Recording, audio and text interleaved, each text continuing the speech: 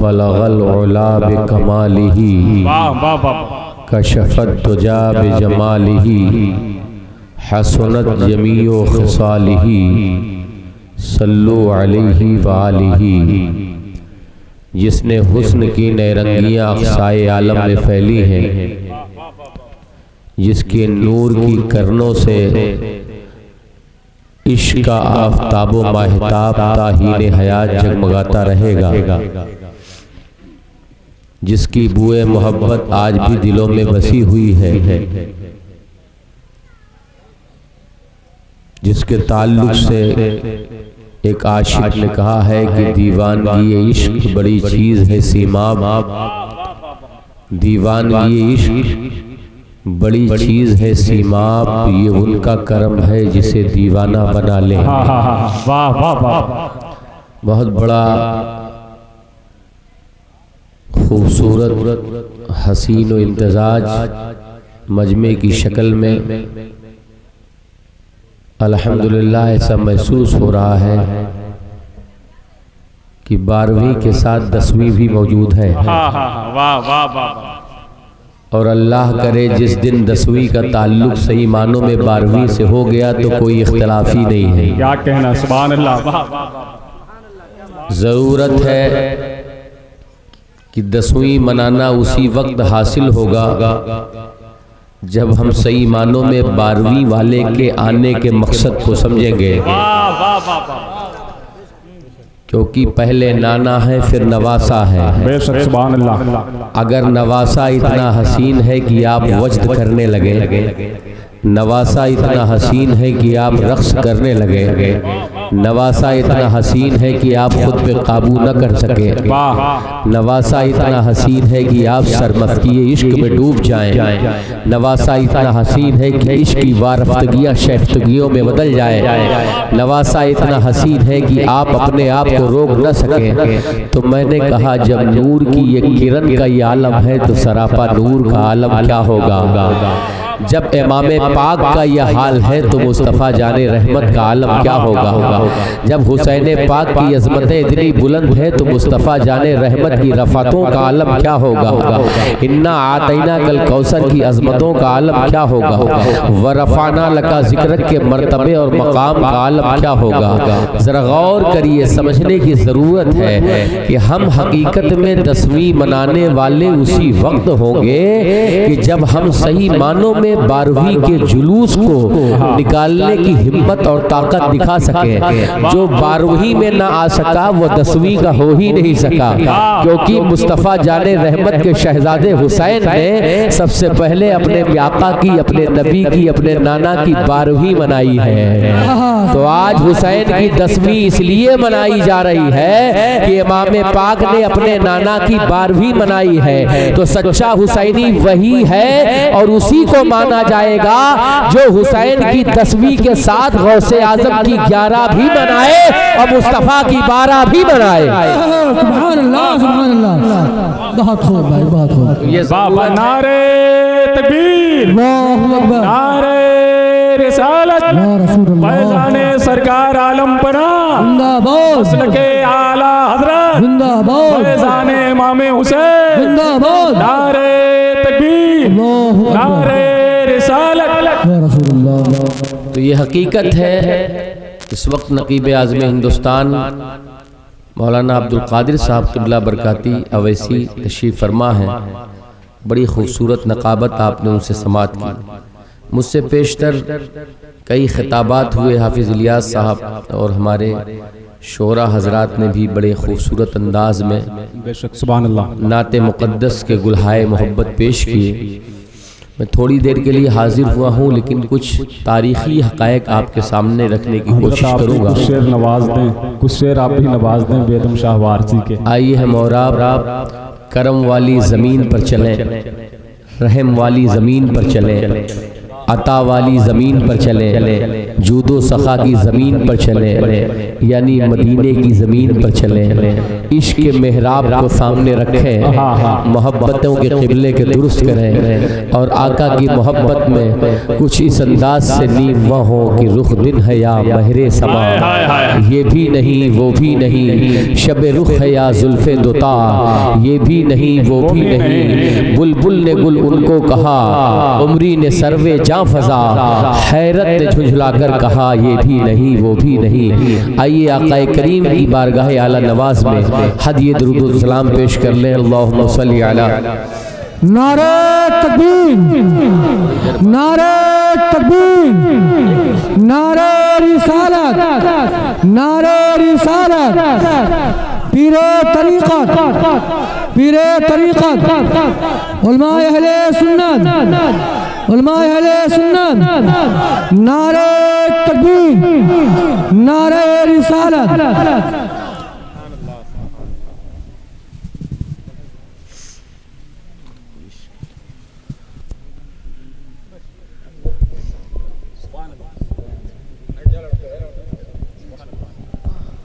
आप हजरात बैठ जाएं। आप देख रहे हैं कि मंबर रसूल पर शहजादे गौसे आज़म हुजूर सैयदी आकाई मौलाई हुजूर सैयद नूर मियाँ शाह साहब किबला की आमद हो गई है। बस आप हजरत के चेहरे की ज़ियारत करें। एक मुसव्विर था बहुत अपने हुनर में यकता, एक मुसव्विर था, मौलाना सुनिएगा, एक मुसव्विर था बहुत अपने हुनर में यकता, सुन के आवाज वो तस्वीर बना देता था।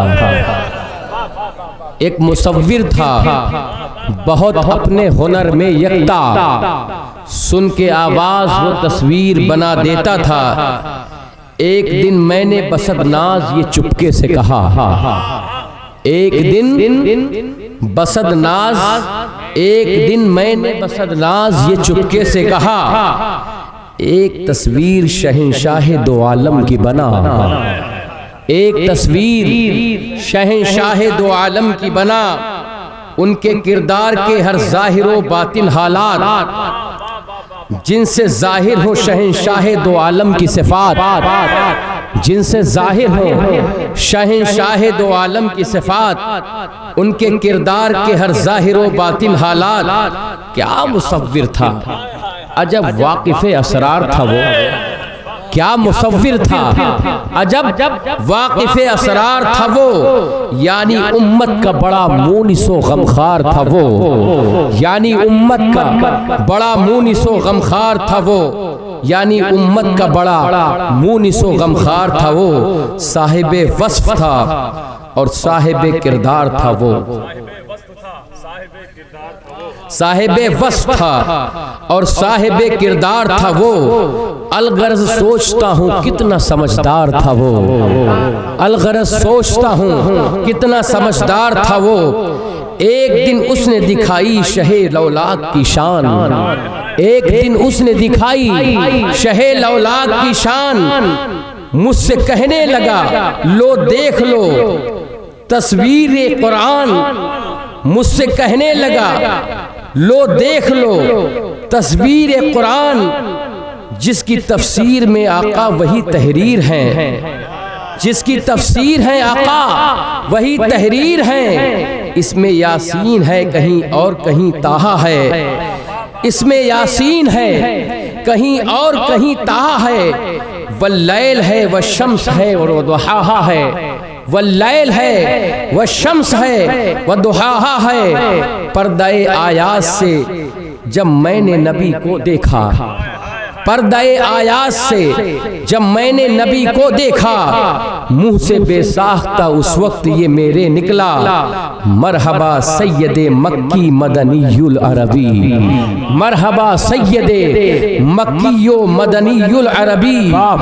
दिलो जा बफिदायत चे अजब खुश लकबी, अल्लाह की सरताब कदम शान है ये, अल्लाह की सरताब कदम शान है ये।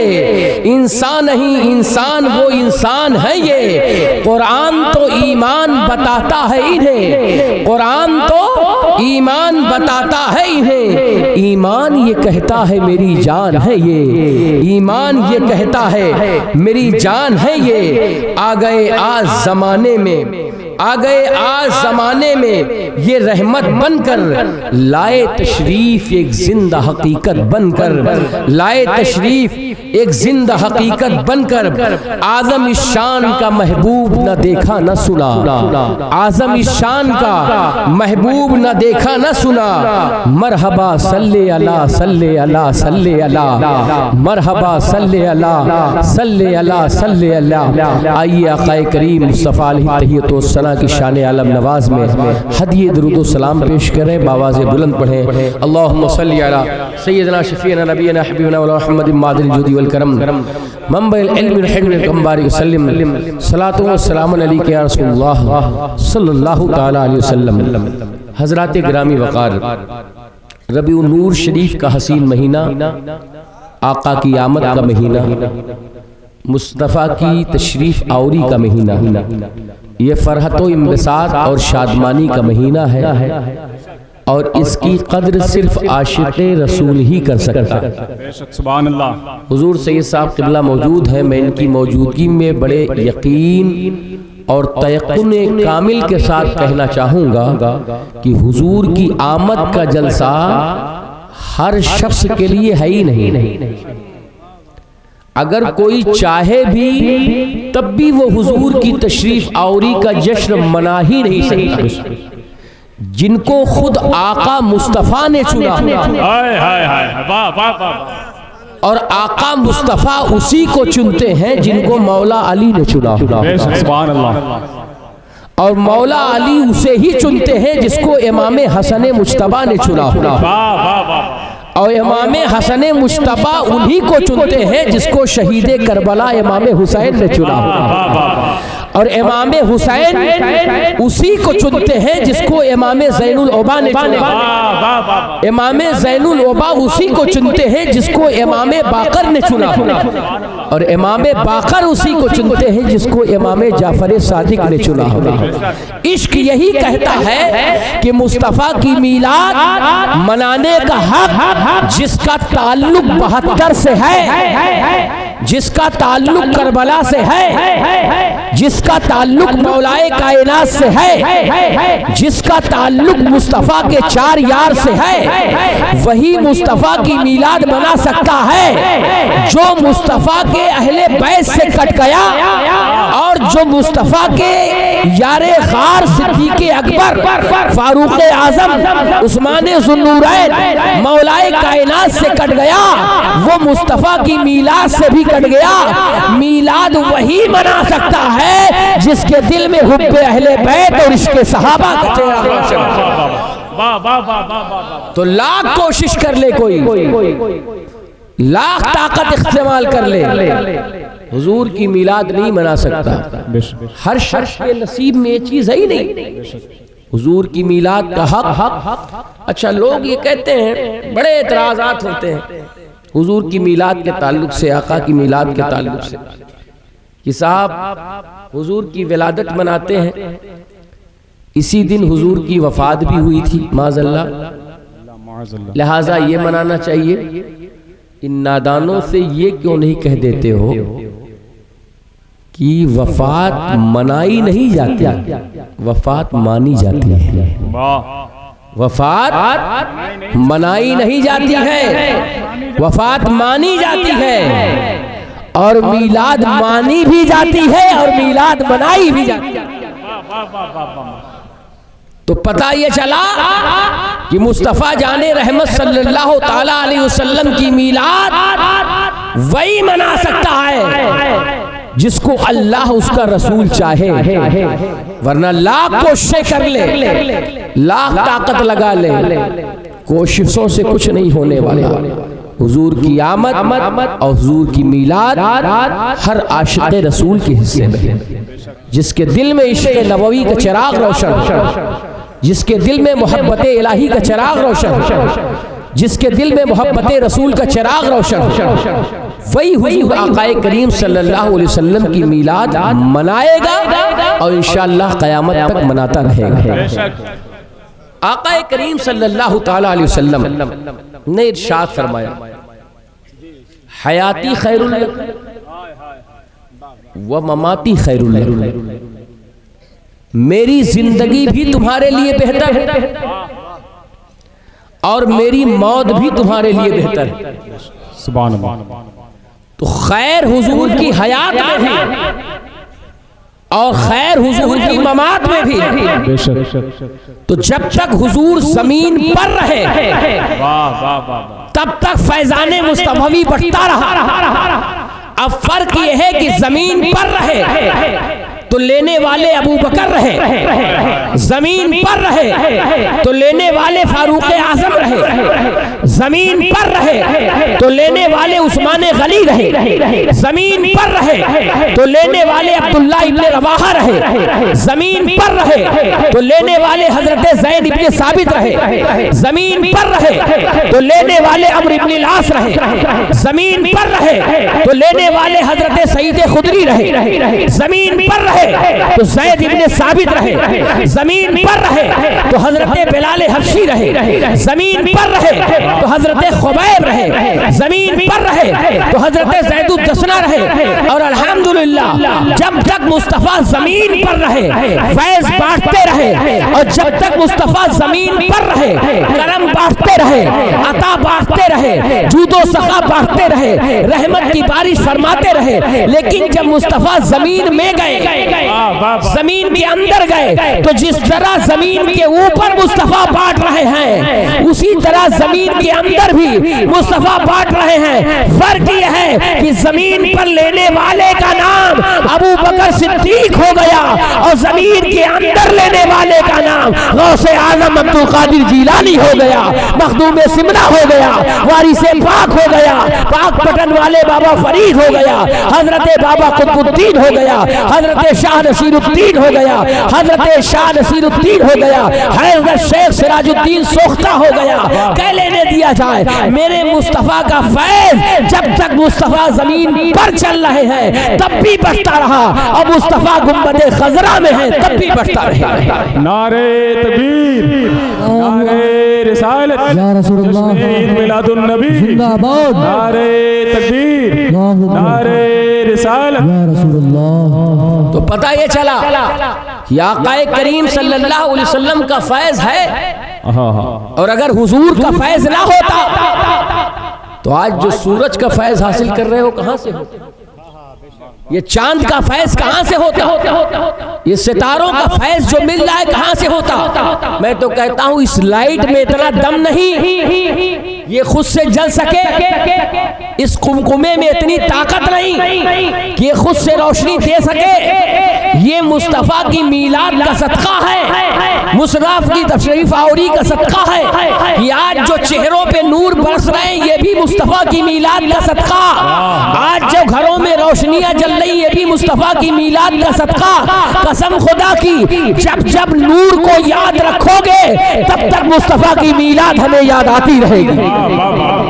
तो मुस्तफा की मीलाद ये हमारे लिए बहुत बड़ी अता है, बहुत बड़ा करम, बहुत बड़ी नवाजिश है जो आकाए करीम सल्लल्लाहु ताला अलैहि वसल्लम की मीलाद की शक्ल में अल्लाह रब्बुल इज्जत ने हमें अता फरमाई। तो खुशनसीब है वो लोग जो आका की मीलाद मनाते हैं, खुशनसीब है वो लोग जो मुस्तफ़ा का जिक्र करते हैं, खुशनसीब है वो लोग जो मुस्तफ़ा का जुलूस निकालते हैं।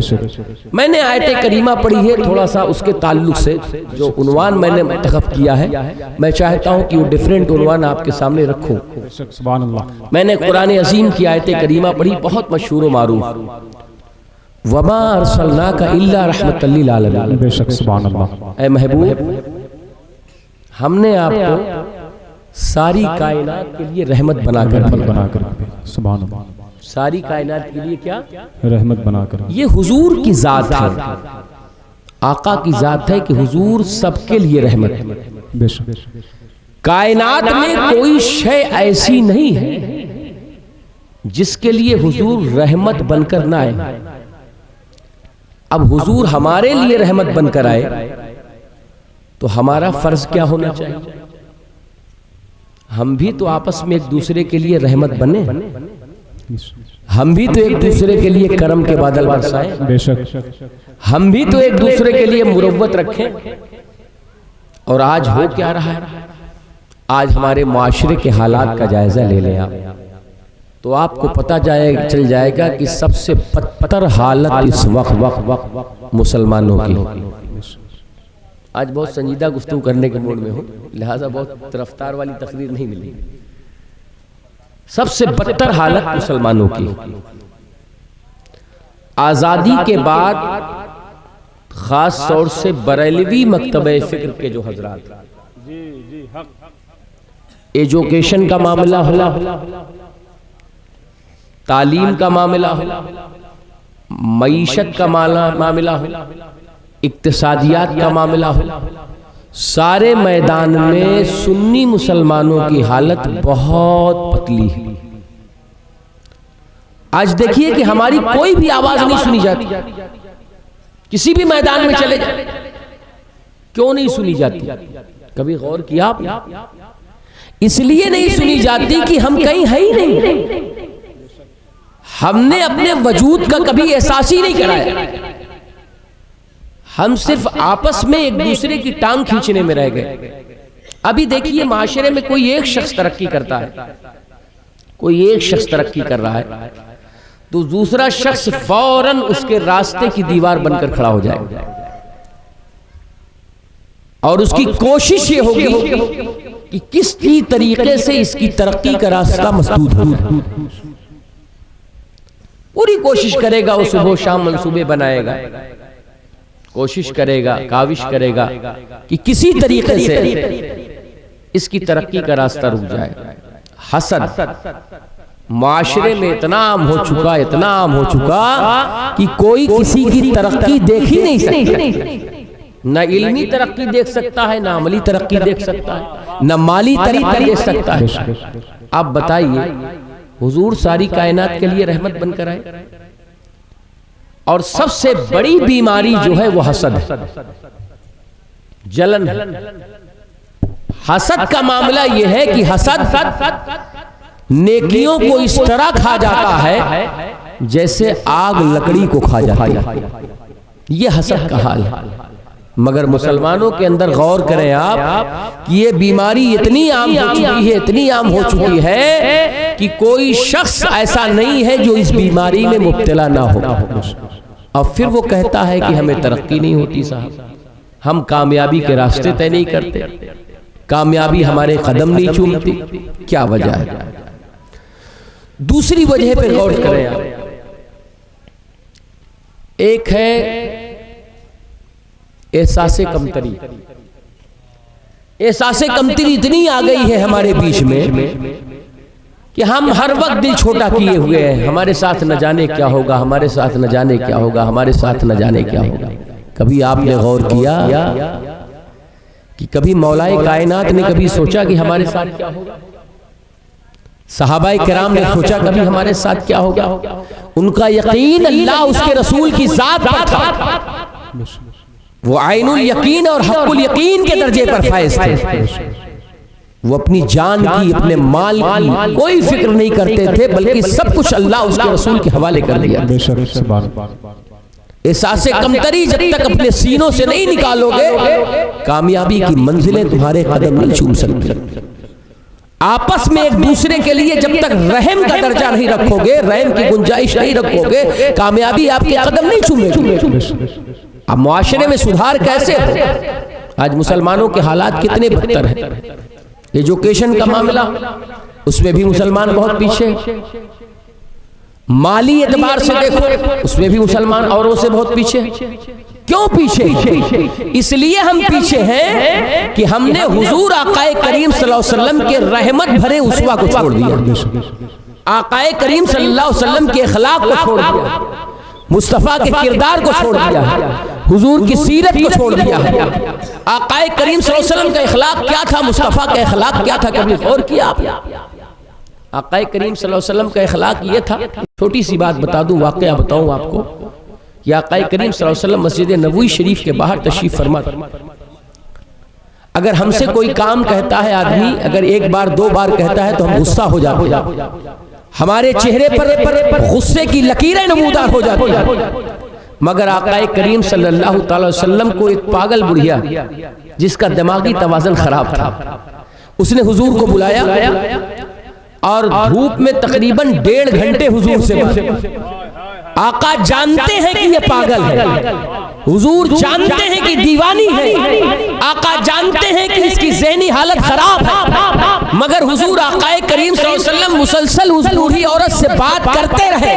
हजरत अबू बकर सिद्दीक अर्ज करते हैं, या रसूल अल्लाह, इसका दिमागी हालत खराब है, इसकी दिमागी हालत खराब है, इसका ज़हनी तवाज़ुन खराब है, हुजूर इसके बात न करें। आकाए करीम सल्लल्लाहु अलैहि वसल्लम ने फरमाया, अगर मोहम्मद इससे बात नहीं करेंगे तो कौन इससे बात करेगा? अगर आका इससे बात नहीं करेंगे तो कौन बात करेगा? ये हुजूर आका करीम सल्लल्लाहु अलैहि वसल्लम का रहमत भरा पैगाम है मेरे आका। एक बच्चा एक खातून लेके आती, आका करीम सल्लल्लाहु अलैहि वसल्लम को लोगों ने मना किया, आपके सहाबा ने मना किया, रसूलुल्लाह इस बच्चे को आप गोद में न लीजिए, ये बच्चा पेशाब कर देगा। आका करीम सल्लल्लाहु अलैहि वसल्लम ने उस बच्चे को गोद में लिया, इत्तफाकन उस बच्चे ने पेशाब कर दिया।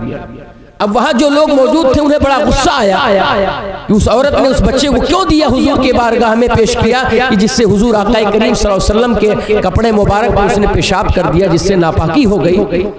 लोगों ने का जब ये मिजाज देखा आका करीम सल्लल्लाहु ताला अलैहि वसल्लम ने, तो फौरन मेरे आका करीम सल्लल्लाहु अलैहि वसल्लम ने मना फरमाया, ऐ लोगों मत झगड़ो, मत डांटो इस औरत को, अगर मोहम्मद इसके सर पर, इस बच्चे के सर पर हाथ नहीं फेरेंगे तो कौन फेरेगा? मुस्तफा नहीं फेरेंगे तो कौन फेरेगा?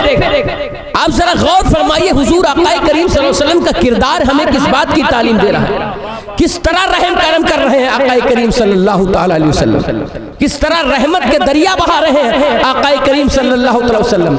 कोई तकलीफ झेल सकता है? शाबे अबी तालिब में 3 साल तक मुस्तफ़ा जाने रहमत सल्लल्लाहु अलैहि वसल्लम को ईज़ा दी गई। आज मुसलमान जरा सी तकलीफ होती है, जरा सी परेशानी होती है, जरा सी मुसीबत होती है तो घबरा जाता है। 3 साल तक हुजूर का सोशल बाइकाट किया गया था, सामाजिक बहिष्कार किया गया था। मेरे आका करीम सल्लल्लाहु ताला अलैहि वसल्लम ने दरख्तों की छाल को खा करके जिंदगी गुजारी है, मगर हुजूर ने इस्तिकामत का दामन नहीं छोड़ा, मगर हुजूर ने इस्तिकामत का दामन नहीं छोड़ा। और बिलाखिर एक वक्त आया, ऐसा आया कि सारी मुसीबतें दूर हो गई और आका मुस्कुराते हुए बाहर तशरीफ लाए। क्या क्या हुजूर को नहीं कहा गया?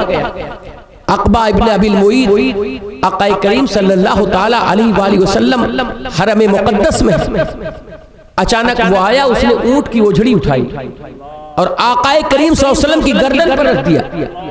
इतनी ज्यादा भारी ओझड़ी थी कि सरकारे कायनात सल्लल्लाहु अलैहि वसल्लम की गर्दन झुक गई और आका की आंखें लगता है मानो उबल पड़ी हो। सैयदा कायनात, मखदूमा कायनात सैयदा फातिमातुज़ ज़हरा सलामुल्लाह ताला अलैहा ने जब ये मंजर देखा तो सैयदा फातिमातुज़ ज़हरा उनके हक में बद्दुआ फरमाने लगे। आका करीम सल्लल्लाहु अलैहि वसल्लम ने फरमाया, बेटी फातिमा, इनके हक में बद्दुआ ना करो, ये मुझे पहचानते नहीं, ये मुझे जानते नहीं। ऐ बेटी फातिमा, इनके लिए दुआ करो, ये हिदायत के रास्ते को, सिराते मुस्तकीम को जान ले, सिराते मुस्तकीम को पहचान ले। कंकरों की बारिश हो रही है, पत्थरों की बारिश हो रही है, हथियार चलाए जा रहे हैं, नेज़े चलाए जा रहे हैं, मगर आका करीम सल्लल्लाहु अलैहि वसल्लम की ज़बाने फैज़े तर्जुमान से एक लफ्ज़ ऐसा नहीं निकला जो बद्दुआ से ताबीर रखता। हुज़ूर आका करीम सल्लल्लाहु अलैहि वसल्लम यही इरशाद फरमा रहे, अल्लाहुम्मा अहदि कौमी, अल्लाहुम्मा अहदि कौमी, अल्लाह मेरी कौम को हिदायत नसीब फरमा दे, अल्लाह मेरी कौम को हिदायत नसीब फरमा दे। ये दुआ मेरे आका क्यों मांग रहे हैं? हमें आपको ज़ाये नहीं करना है, हमें आपको नेस्तो नाबूद नहीं करना है, आपको बचा के रखना, अपने आप को पहचाने आप किस लिए बनाए गए। आपके बनने का मकसद क्या है? आप खैरे उम्मम हैं, आप बेहतरीन उम्मत हैं, आपको तमाम उम्मतों पर फौकियत हासिल है, आप तमाम उम्मतों में बरतरो बाला है। तो क्या ऐसे ही बरतरो बाला है? गाली दे के बरतरो बाला है, हसद करके बरतरो बाला है, एक दूसरे की इज्जत और नामूस से खिलवाड़ करके बरतरो बाला है? नहीं नहीं, आप बरतरो बाला इसलिए हैं कि आप अम्र बिल मारूफ करते हो और नहीं अनिल मुनकर करते हो, नेकी का हुक्म देते हो और बुराई से रोकते हो। आका करीम सल्लल्लाहु अलैहि वसल्लम की जिंदगी के बेशुमार वाकयात ऐसे हैं कि आपका की आंखें खुल जाएंगी। मेरे आका करीम सल्लल्लाहु अलैहि वसल्लम फतेह मक्का के मौके पर आप देखें, फतेह मक्का के मौके पर आप जरा देखें कि सहाबा का मजमा है, 10,000 सहाबा किराम मक्के में दाखिल हुए। अगर हम में से आपसे अंदर किसी किस्म की टेंशन बाजी हो जाती है तो 5-5 साल उसको याद रखते हैं, पूरी उम्र याद रखते हैं और अपने बच्चों को भी नसीहत करके जाते हैं कि देखो फला ने हमें तकलीफ पहुंचाई थी, इसको याद रखना, रवायतन सिलसिला बसिलसिला, बदला जरूर लेना बेटा, छोड़ना नहीं। मगर आप किसके उम्मते हैं? आप रहमते आलम के उम्मत। आपको सबक हुजूर की 63 साला जिंदगी ने कुछ और दिया और याद किसी और का सबक रखे हुए। सबक किसका याद रखे हैं? सबक आपने फिरौनी याद रखा है, सबक आपने हामानी याद रखा है, सबक आपने नमरूदी याद रखा है, सबक आपने इब्लीसी याद रखा है और आप कहते हैं मुस्तफा जाने रहमत के मानने वाले। अब बताओ मक्के की सरजमीन पर अगर तकलीफ की बात आए तो सबसे ज्यादा तकलीफ किसको दी गई? ताजदारे कायनात की जिंदगी उठा करके देखो क्या क्या हुजूर के साथ किया गया। आकाए करीम सल्लल्लाहु ताला अलैहि वसल्लम पर पत्थरों की बारिश, आकाए करीम सल्लल्लाहु अलैहि वसल्लम पर खाना और पानी बंद किया जा रहा है, तबलीग के रास्ते बंद किए जा रहे हैं, तरह तरह की इज़ा-ए-सानिया दी जा रही है, कभी कोई पत्थर मारकर सर जख्मी कर दे रहा है, कभी कोई कूड़ा करकट डाल रहा है, मगर सारी चीजों का खंदा पेशानी से वेलकम करके बता रहे हैं देखो मेरे उम्मतियों, अगर वक्त तुम्हारे साथ मक्के जैसा आ जाए तो कैरेक्टर मोहम्मद तुम्हें मक्के वाला दे रहे हैं। सब्र के दामन को हाथ से न जाने देना। आज हिंद की सरजमीन जालिम के जुल्म से थर्रा रही है, जालिम का जुल्म जोरो शबाब पर है। ऐसे वक्त में आपका कैरेक्टर क्या होना चाहिए? ऐसे वक्त में आपका किरदार क्या होना चाहिए? वो किरदार क्या होना चाहिए? वो किरदार ये है कि आप सब्र का दामन हाथ से ना छोड़ने पाए, आप इस्तिकामत का दामन अपने हाथ से ना छोड़े। आप दिखा दें कि हम मुस्तफा के मानने वाले हैं, जिनके एक हाथ में मक्के की जिंदगी है और दूसरे हाथ में मदीने की जिंदगी है। जब हम कमजोरी की हालत में हो तो हम मक्के की जिंदगी पर अमल करेंगे और जब अल्लाह हमें ताकत देगा तो हम मदीने की जिंदगी पर अमल करेंगे।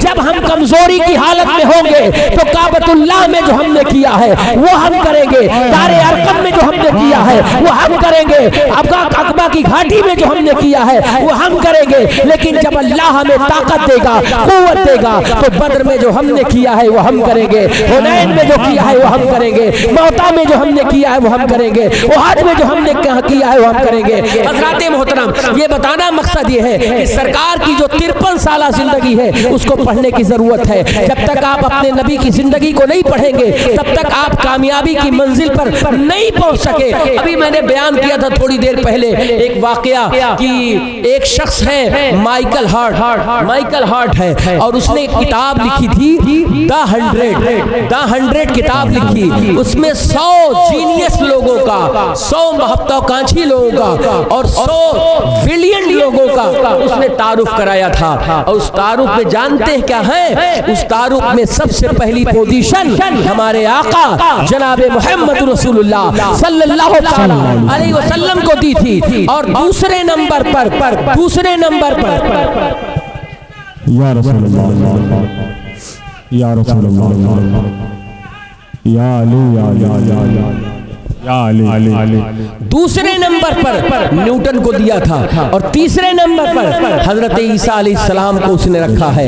हजरत गिरामी वकार तीसरे नंबर पर हजरत ईसा अलैहिस्सलाम।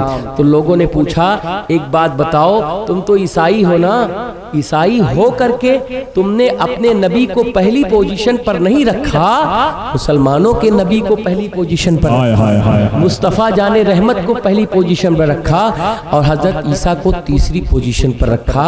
आखिर बात क्या है? तो उसने कहा मैंने पढ़ा है किताबों में कि जब कोई 40 साल का होता है तब सीरत उसकी लिखी जाती है, जब कोई 50 साल का होता है तब उसकी सीरत लिखी जाती है, जब कोई 60 साल का होता है तब उसकी सीरत लिखी जाती है। लेकिन मोहम्मद जब अपनी माँ आमिना के गोद में आए तब से उनकी सीरत लिखी जा रही है। नारे तकबीर, नारे रिसालत, जश्न ईद मिलादुन नबी, सरकार की आमद, सरकार की आमद, नारे तकबीर, नारे रिसालत।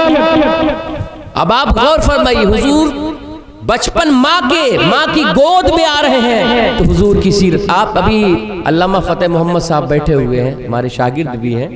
तो एक बात बड़ी, चूँकि इस वक्त ये खींचने और खिंचाई का काम कर रहे हैं, हाँ, तो भाई किसी तरह की खिंचाई हो बहरहाल, तो हाँ अब अंदाज़ा फरमाइए। तो अब ये खिंचाई का काम कर रहे हैं। अभी मेरी फ़ोटो आ रही है, इसमें कहीं मेरे होंठ ज़्यादा खुल रहे हैं, दांत ज़्यादा खुल रहे हैं। हाँ, अगर इसको सुनहरी लफ्ज़ों में कभी लिखना होगा तो मेरे बयान को लिखा जाएगा, मेरे होठों को नहीं लिखा जाएगा। मेरे दांत कितने निकले थे वो नहीं लिखा जाएगा, मेरी आंखें कितनी फैली थी कितनी कम थी वो नहीं लिखी जाएगी, मेरे चेहरे पर मुस्कुराहट का तस्वुर कैसा था वो नहीं लिखा जाएगा। लेकिन कुर्बान जाऊं ताजदारे कोनो मका की ज़ात पर, आकाए करीम की ज़ात पर, जाने जाना की ज़ात पर, जाने दो आलम की ज़ात पर, शाने दो आलम की ज़ात पर, फ़ख्रे ज़मीनो ज़मा की ज़ात पर, नय्यरे ताबा की ज़ात पर, नूरे यज़दा की ज़ात पर, नूरे मुजस्सम की ज़ात पर, रहमते कुल कायनात की ज़ात पर, कि मेरे मुस्तफ़ा ताजदारे कायनात की सीरत एक ऐसी सीरत है कि सहाबा ने उस सीरत को भी बयान किया। जब मुस्तफ़ा ताजदारे कायनात के होंठ मुस्कुराहट के लिए खुले हैं तब भी सहाबा ने मिन वन वैसे बयान किया।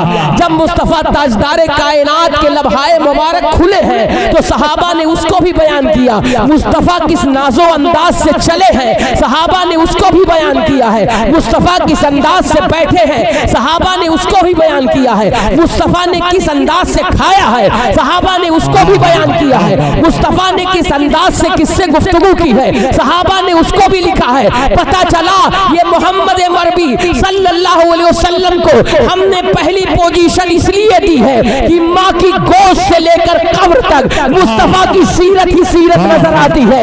मुस्तफ़ा उठे तो सीरत है, मुस्तफ़ा बैठे तो सीरत है, मुस्तफ़ा बोले तो सीरत है, मुस्तफ़ा पढ़े तो सीरत है, मुस्तफ़ा मुस्कुराए तो सीरत है, मुस्तफ़ा हंसे तो सीरत है और मुस्तफ़ा उम्मत के लिए रोए तो सीरत है।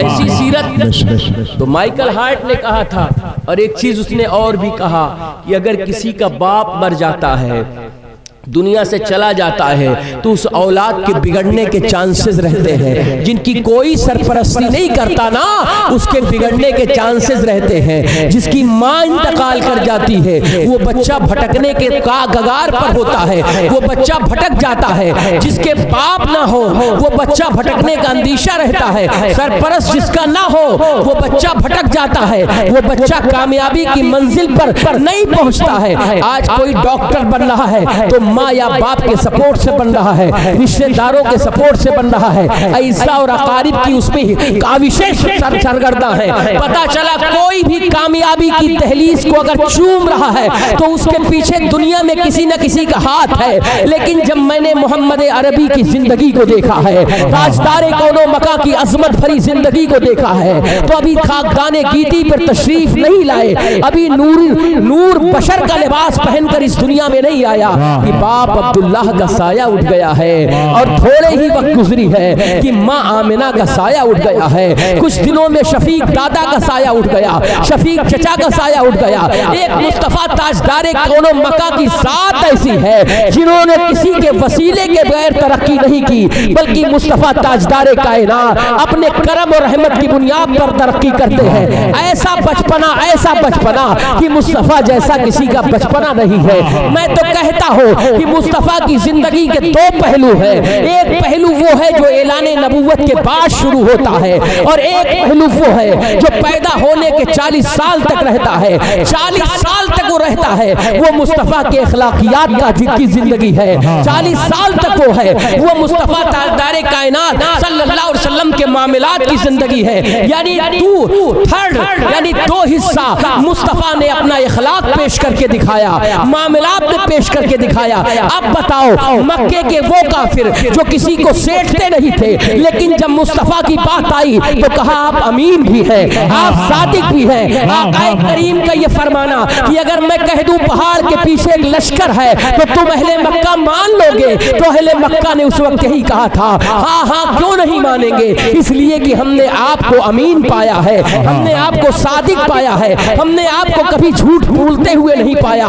पता चला ऐ इस्लाम के गाजियों, ऐ इस वक्त बैठ करके मुस्तफ़ा की मीलाद सुनने वालों, अगर तुम चाहते हो कि दूसरी कौमें तुमको देख करके इस्लाम के करीब आए तो तुम्हें हुजूर की 40 साल जिंदगी को याद रखना होगा और तुम्हें याद रखना होगा कि मुस्तफ़ा ने कैसी खामोश तबलीग की थी। पहले अपने अखलाक के जरिया, अपने किरदार के जरिया, अपने मामलात के जरिया अपने आप को मनवाओ, फिर जिन गलियों से गुजरोगे ये कहना नहीं पड़ेगा कि आशिक़े मुस्तफ़ा गुजर रहे हैं। तुम्हारा इखलाक बता देगा आशिक़े मुस्तफ़ा गुजर रहे हैं, तुम्हारा किरदार बता देगा आशिक़े मुस्तफ़ा गुजर रहे हैं। आज हमें नारा लगाते वक्त कहना पड़ता है हम आशिक़े रसूल हैं, लेकिन कसम खुदा की बरेली के ताजदार को ये कभी नहीं कहना पड़ा कि हम आशिक़े रसूल हैं। वो तो ये कहते हैं वो सुए लालाजार फिरते हैं, तेरे दिल बहार फिरते हैं, उस गली का गदा हूं मैं जिसमें मांगते ताजदार फिरते हैं। कोई क्या बात तेरी पूछे रजा,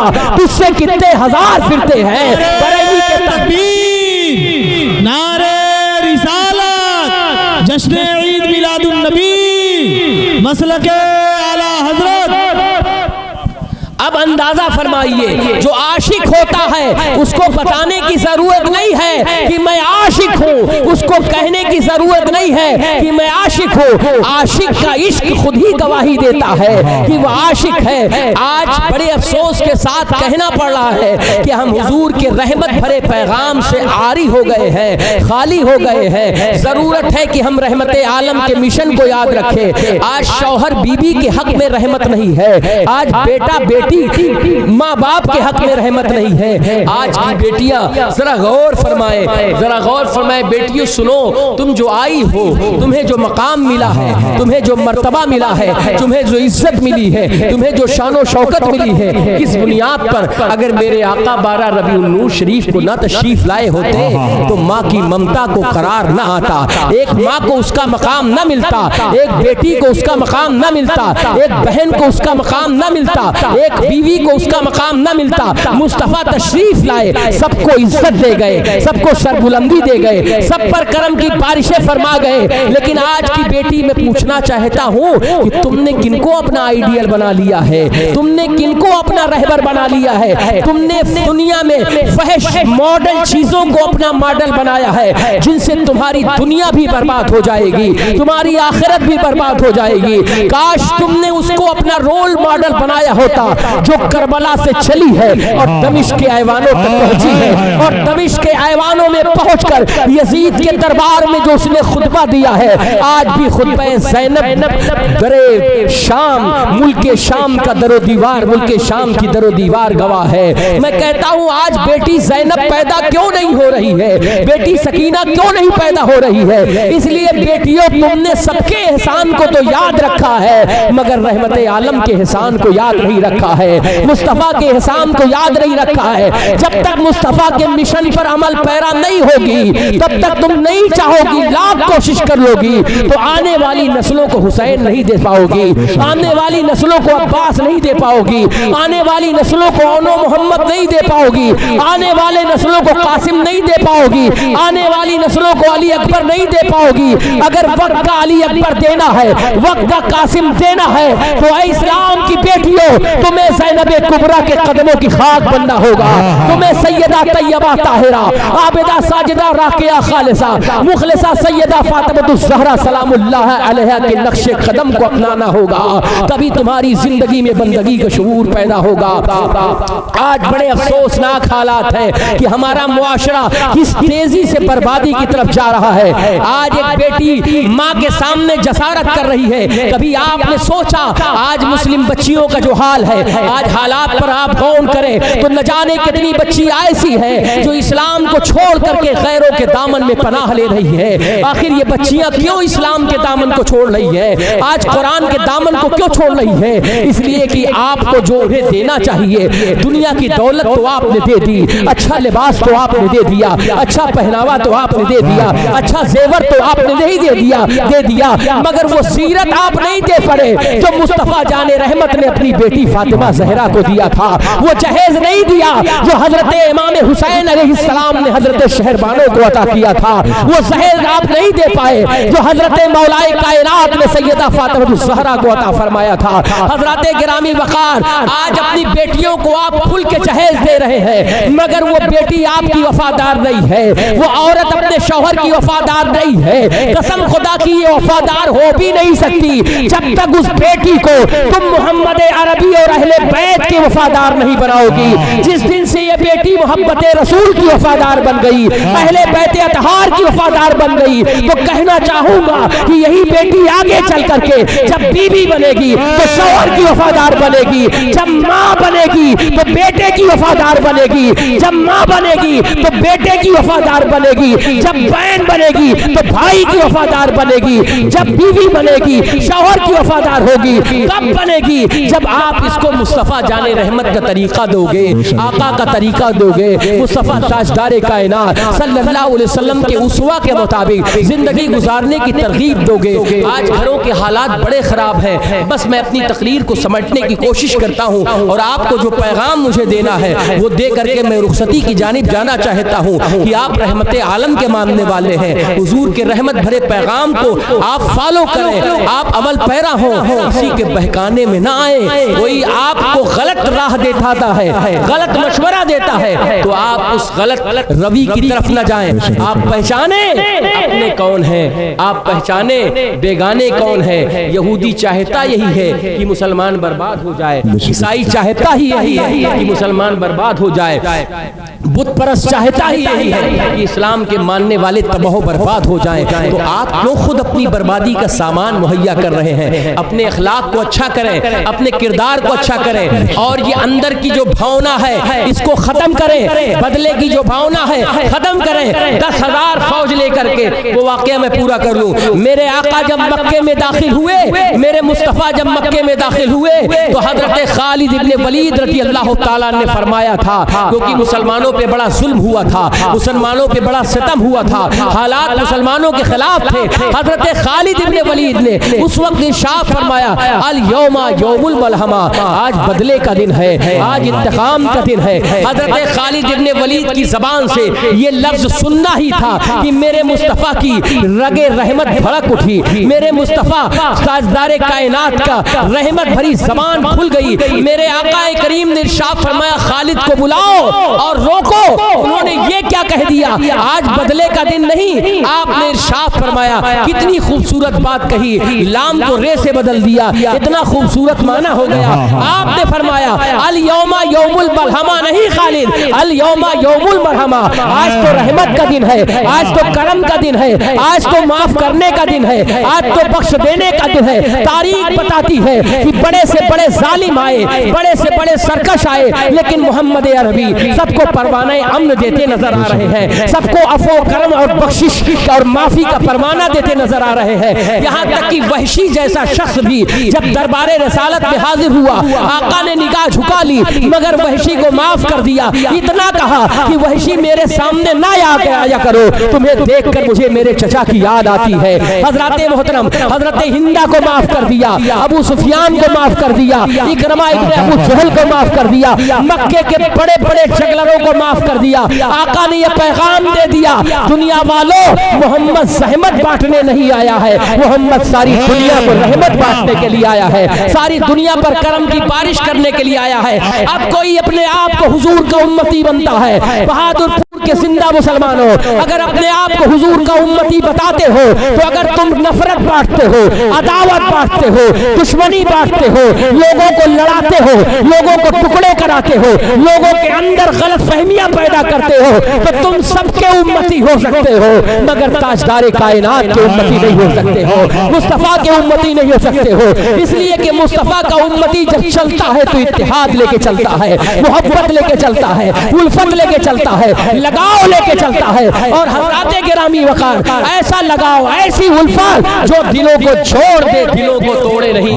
आज से पैगाम लेकर के जाएं, आज की जश्न ईद मिलादुन नबी का प्रोग्राम इस पैगाम को लेके जाएं कि हम मोहब्बत को बांटेंगे, हम अमन को बांटेंगे, हम शांति को बांटेंगे, नाली के झगड़ों में नहीं उलझेंगे, हम जमीन और जमीन और जायदादों के झगड़ों में नहीं उलझेंगे। आज बताइए, सच्चाई के साथ बताइए, कितने मुसलमान ऐसे हैं जो अपना फैसला शरीयत मुस्तफवी के मुताबिक कराते हैं? जरा बताइए, इतने लोग बैठे हैं, इतनी सी बात हुई, आपने कोर्ट का सहारा ले लिया, आपने कचहरी का सहारा ले लिया। कितनी औरतें ऐसी हैं जो नकाब पहन करके कचहरी के चक्कर लगा रही हैं, शर्म तुमको मगर नहीं आती। आप कहते हो हम हुजूर के उम्मती हैं, क्या हुजूर का कोई उम्मती कभी देखा है? सरकार का चाहने वाला देखा है? अरे आशिक को तो इश्क से फुर्सत नहीं, मोहब्बत करने वाले को मोहब्बत से फुर्सत नहीं, दरूद पढ़ने वाले को दरूद से फुर्सत नहीं, तिलावत करने वाले को तिलावत से फुर्सत नहीं, नमाज की अदायगी करने वाले को नमाज से फुर्सत नहीं।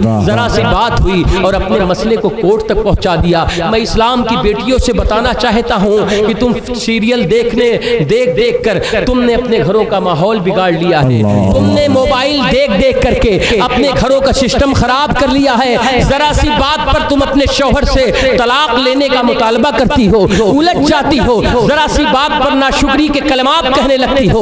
अब बताओ, कौनैन किसके लिए बने हैं? नबी मोहतरम के लिए बने हैं। ज़मीन और समा किसके लिए बने हैं? नबी मोहतरम के लिए बने हैं। आसमान की हुक्मरानी किसके लिए है? नबी मोहतरम के लिए है। ज़मीन की पस्ती और अर्श की बुलंदी किसके लिए है? नबी मोहतरम के लिए है। मगर सारे कायनात के बादशाह हो करके मुस्तफ़ा ताजदार कायनात की बेटी सैयदा फातिमा ज़हरा सलामुल्लाह अलैहा जब अपने बाबा से कहती है, बाबा मुझे एक गुलाम दे दो, एक बांदी दे दो ताकि फातिमा की मुश्किलात कुछ कम हो जाए, तो मुस्तफ़ा ये नहीं कहते बेटी हुकूमत मेरी है, सल्तनत मेरी है, बादशाहत मेरी है, सरवरी मेरी है, मेरी बेटी जितनी गुलाम लेना चाहो, जितनी बांदी लेना चाहो, जितनी नौकरानी लेनी चाहो सब ले लो।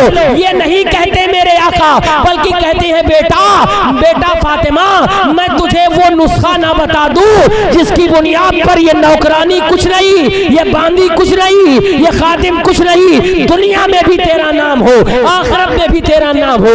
कहा बाबा आप बताएं, हाथों में गट्ठे पड़ चुके हैं और पुश्त पर मशकीज़ा उठाते उठाते छाले पड़ चुके हैं, फिर भी सैयदा कहती है बाबा आप बताएं, आप क्या कहना चाहते हैं? मेरे आका ने फरमाया, सैयदा मेरी बेटी फातिमा, वो बेटी फातिमा जिसके ताल्लुक से इश्क व मोहब्बत की आमाज का यही कहती है कि सारी दुनिया मुस्तफ़ा के एहतराम में खड़ी होती है, सारी दुनिया मुस्तफ़ा के इस्तकबाल में खड़ी होती है, मगर मुस्तफ़ा जिसके इस्तकबाल में खड़ा हो जाए उसे सैयदा फातिमा कहते हैं, उसे ताहिरा कहते हैं, उसे आबिदा कहते हैं, उसे साजिदा कहते हैं। सारी दुनिया मोहम्मद अरबी पर अपने माँ बाप को कुर्बान करती है, मगर मोहम्मद अरबी जिस पर अपने माँ बाप कुर्बान करे उन्हीं का नाम सैयदा फातिमा है, उन्हीं का नाम तैयबा ताहिरा है। वो सैयदा फातिमा जब दरबारे रसालत में आई और परेशानी बयान की तो मेरे आका ने इरशाद फरमाया, बेटी फातिमा तुम्हें एक और नुस्खा बता देता हूँ, पढ़ो सुभान अल्लाह 33 बार, अल्हम्दुलिल्लाह 33 बार, अल्लाहु अकबर 34 बार, ये तस्बीह पढ़ लिया करो। नौकरानी और खादिम तो एक तरफ इतना अजर अल्लाह अता फरमाएगा जिसको समेटने की ताकत भी नहीं रख पाओगे। ये सैयदा फातिमा है। मैं आज की बेटी से पूछना चाहता हूँ कि आज फ्रिज तुम्हारे यहाँ है, दुनिया की सारी आसाइशें तुम्हारे यहाँ है, फिर भी तुम नाशुक्री करते हो।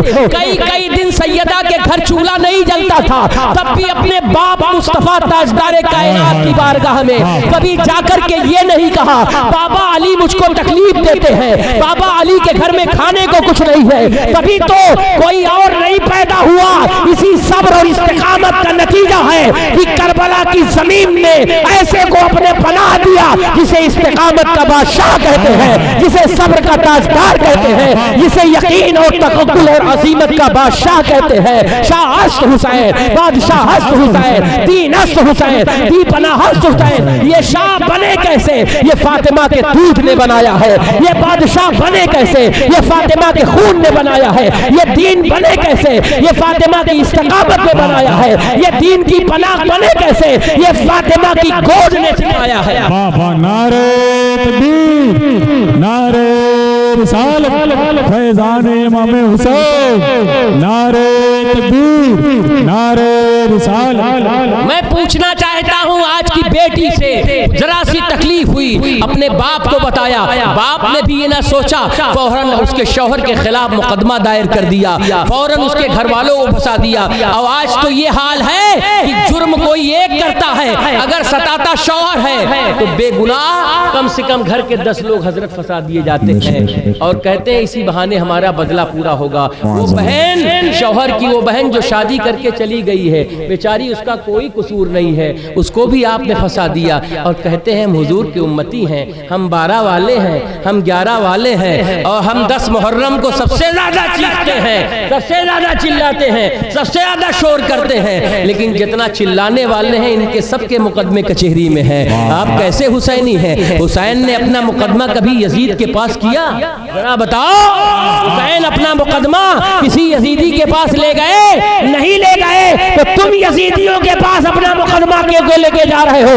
पता चला सच्चा हुसैनी वही होता है जो यजीद से फैसला नहीं कराता, हुसैनी अपना फैसला खुद किया करता है, क्योंकि हुसैनी के पास अल्हम्दुलिल्लाह 1400 साल से कुरान की शक्ल में एक मजबूत अदालत चली जा रही है। जब तक तुमने कुरान को थामा था, जब तक तुमने कुरान के निजाम को थामा था, तो तुम्हारी हालत ये थी कि कभी सिंध के रेगुजारों में तुम्हारे घोड़े दौड़ते थे, कभी तुर्किस्तान के मैदान में खुतैबा इब्ने मुस्लिम बाहली की क़यादत में तुम्हारी अजमतों के परचम लहराते थे, कभी मूसा इब्ने नसीर और तारिक इब्ने ज़ियाद की क़यादत में स्पेन के मैदानों में नारे तकबीर की सदा बुलंद होती थी, और सैयद सालार मसूद क़ाज़ी की क़यादत में बहराइच की मुक़द्दस सरज़मीन पर अल्लाह अकबर के नगमे गूंजते थे। वो दौर था जब तुम्हारा रिश्ता कुरान से था, जब तुम्हारा रिश्ता अहले बैत से था, जब तुम्हारा रिश्ता रहमत आलम से था, तो तुम्हारा बच्चा भी कसम खुदा की वक्त का औले मोहम्मद था, तुम्हारा नौजवान भी वक्त का अली अकबर था, तुम्हारा जवान भी वक्त का अब्बास अलंबरदार था। मगर तुम अब्बास करते करते तुम्हारी ज़बानें खिस गई, मगर तुम बुज़दिल इतने हो कि अभी कोई हवा बाहर से चली तो तुम अपने घर के अंदरों में घुस जाते हो। मैं कहता हूँ नामे अब्बास असर क्यों नहीं करता है? मैं कहता हूँ नामे अली अकबर असर क्यों नहीं करता? इससे जब तक कहोगे असर नहीं करेगा। अब्बास यहाँ से लेने की चीज नहीं है, अब्बास यहाँ से लेने की चीज है।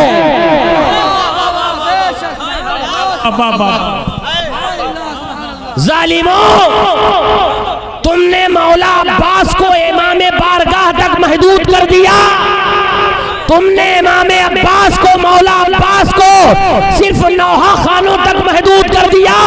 अरे अब्बास वहां की चीज था ही नहीं, अब्बास कल भी करबला की चीज था, आज भी करबला की चीज है। नारे तकबीर, नारे रिसालत, फैज़ान इमाम हुसैन, खानदान इमाम हुसैन, नारे तकबीर, नारे रिसालत। अरे ताज्जुब है, ताज्जुब है, आप मौला अब्बास का जिक्र करें और आपकी रगे हरारत, आपकी ईमानी हरारत बेदार न हो। आप मौला अली अकबर का जिक्र करें और आपका ईमान फिर वहीं जहां से लेके चला था वहीं छोड़ दे। पता चला अब्बास का नाम लेने देने से काम नहीं होता।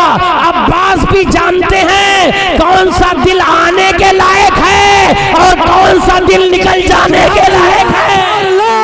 नारे तकबीर, नारे तकबीर, नारे रिसालत, नारे रिसालत।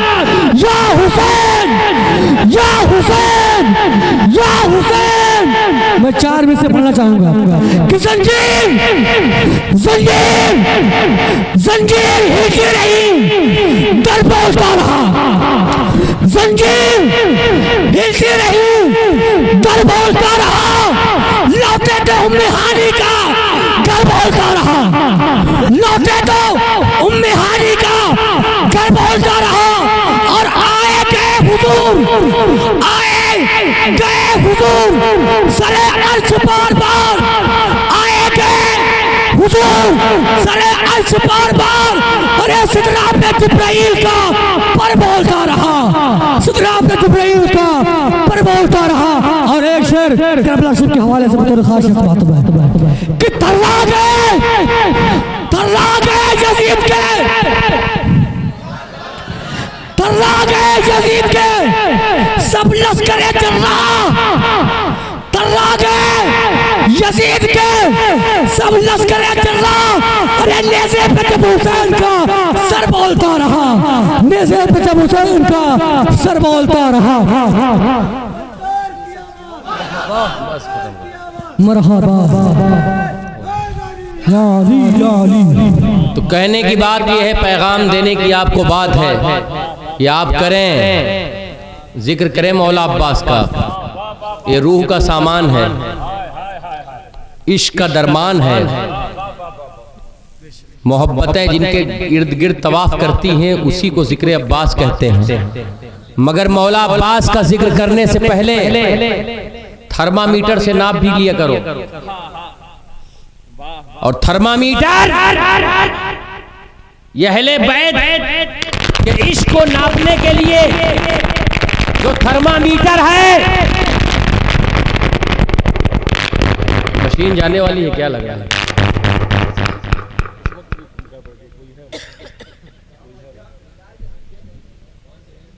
दुरूद पाक पढ़ लीजिए, अल्लाहुम्मा, इसको काट दीजिएगा। अल्लाहुम्मा सल्ली अला सय्यिदना शफीना।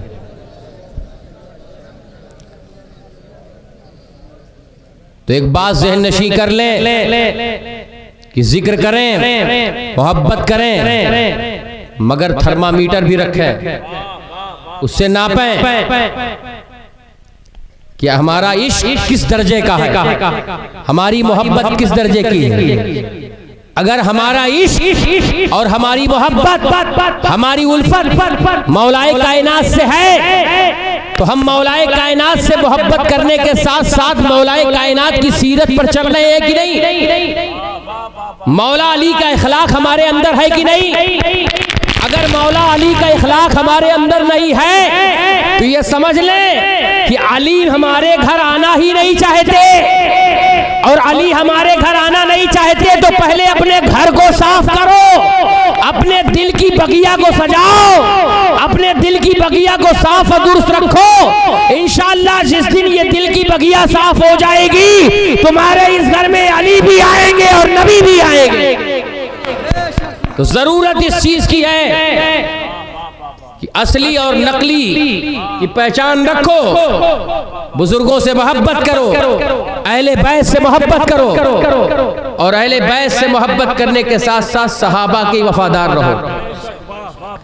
अगर आप अहले बैत से मोहब्बत करते हैं और सहाबा की बारगाह में तबर्रा सुनना पसंद करते हैं तो ये बात ज़हन नशी कर लें, आप सबके हो सकते हैं मगर मौला अली के नहीं हो सकते। आप सबके हो सकते हैं, मौला हुसैन के नहीं हो सकते, क्योंकि मौलाए कायनात से बढ़कर कोई सहाबी नहीं, इमाम हुसैन से बढ़कर कोई सहाबी नहीं, और इमाम हुसैन के नाज उठाने वाला हजरत फारूक आजम रज़ी अल्लाह ताला अन्हु की ज़ात।